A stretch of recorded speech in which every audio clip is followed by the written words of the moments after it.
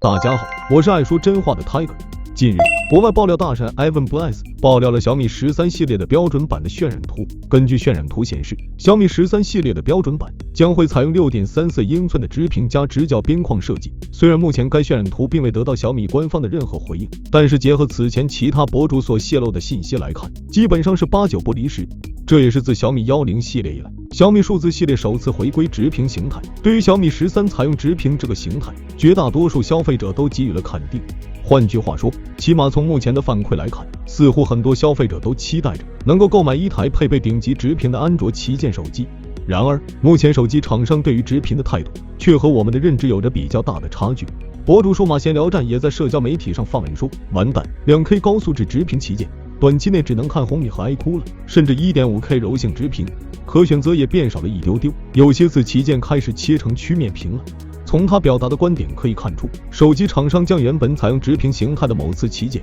又重新做成了曲面屏，这也就意味着原本我们期待的预计中的直屏旗舰卷土重来的希冀可能要落空了。这并非是没有征兆的。首先，今年一些采用直屏形态的中高端手机的销量其实并不如大家想象中那么出色，甚至可以用冷清来形容。其中最典型的莫过于真我 GT2 Pro， 这款手机是今年到目前为止所发布过的手机中唯一一块配备超高素质3星 2K OLED 柔性直屏的高端机，支持 LTPO 2.0， 去掉塑料支架，素质相比于 K50 要更好。按理说，这样一台手机几乎满足了直屏爱好者们所有的诉求。直屏设计，屏幕素质极高，且采用了超窄边框设计，配置也一应俱全，在发布时的性价比也很不错。然而就是这样一款几乎完全按照网友们意见所打造的产品，却没有多少消费者真正的认可它。不仅如此，几乎可以负责任地说，今年所发布的所有采用直屏设计的中高端机器销量都不咋地。其次，包括荣耀和 Realme 在内，目前都已经或者即将发布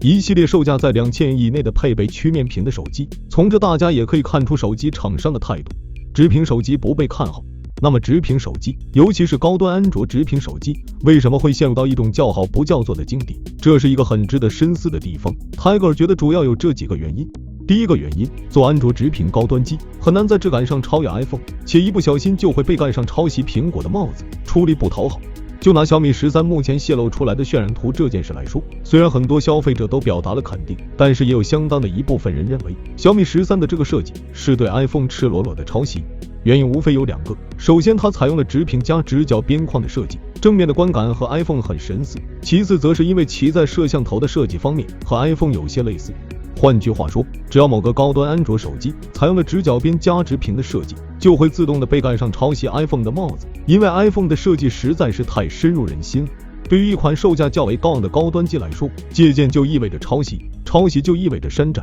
而山寨就是低端廉价的代名词。哪怕安卓手机厂商做的再好，细节处理的再精细，配置再怎么给力，只要被盖上了抄袭的帽子，这款机器想要再卖出去就是难上加难。当年三星之所以要做曲面屏，本质上就是为了和 iPhone 在形态上拉开差异，因为在做直屏机这条路上，就连三星都无法真正战胜苹果。第二个原因，直屏机不利于堆叠硬件，和安卓旗舰的思路相悖。曲面屏手机除了天生具备视觉高级感之外，还有一个非常重要的优势，就是有利于提升握持体验。曲面屏由于存在边缘曲面过渡的效果，可以起到压缩中框厚度的目的，而消费者对于手机厚度的感知，实际上就是来自于中框的厚度。一款整机厚度为9毫米的直屏机和一款厚度为9毫米的曲面屏手机所给消费者带来的握持体验是完全不同的，前者简直可以被称为灾难了。所以绝大多数采用直角边框设计的手机的厚度都被压缩在了8毫米以内。而苹果之所以能够如此任性，主要的依仗于其封闭和有序的应用生态，